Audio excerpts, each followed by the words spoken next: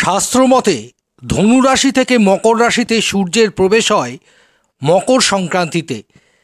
এই পুণ্যতিথিতে সূর্যের উত্তরায়ণ শুরু হয়। হিন্দু শাস্ত্রে এই উত্তরায়ণের বড়সড় গুরুত্ব রয়েছে। সূর্যের মকর রাশি থেকে মিথুন রাশি পর্যন্ত সময়কাল উত্তরায়ণ হিসাবে ধরা হয় শাস্ত্রমতে, আর কর্কট থেকে ধনুরাশি পর্যন্ত সময়কে ধরা হয় দক্ষিণায়ন। তবে যাবতীয় শুভ কাজ এই উত্তরায়ণের সময়ই করার কথা বলা হয়। এই মকর সংক্রান্তির মাহাত্ম্য ও তিথি সেই দিক থেকে প্রাসঙ্গিক। এই বছরে মকর সংক্রান্তি পড়ছে 15ই জানুয়ারি, অর্থাৎ আজ ভোর 6:24 থেকে বিকেল 5:28 পর্যন্ত থাকবে পূর্ণকলা। সূর্য 6 মাস উত্তরায়ণে ও বাকি 6 মাস থাকে দক্ষিণায়নে। মকর সংক্রান্তি থেকে শুরু হয় সূর্যের উত্তরায়ণ, আর সেই সময় দেবতাদের দিন শুরু হয় বলে শাস্ত্রের মত। উত্তরায়ণে দেবতাদের দিন আর দক্ষিণায়নে দেবতাদের রাত শুরু হয়। ফলে যাবতীয় শুভ কাজ এই উত্তরায়ণের সময় করা হয়। মহাভারতে উল্লেখ রয়েছে যে এই উত্তরায়ণে মৃত্যুর জন্য স্বেচ্ছা মৃত্যুর বরলাভ করা ভীষ্মও অপেক্ষা করছিলেন।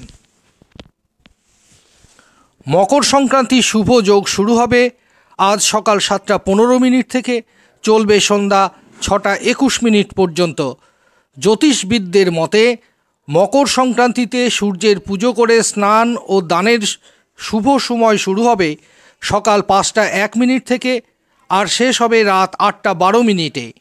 এই সময়কালে তিল দান করা খুব শুভ বলে মনে করা হয়। শনি হলেন সূর্যদেবের পুত্র, আর সেই শনি রাশি হল মকর। ফলে পুত্রের রাশিতে পিতার প্রবেশের মাহাত্ম্য রয়েছে। হিন্দু শাস্ত্র মতে মনে করা হয় এই মকর সংক্রান্তির দিন স্নান সেরে পুজো করলে বহু পাপ থেকে মুক্তি পাওয়া যায়।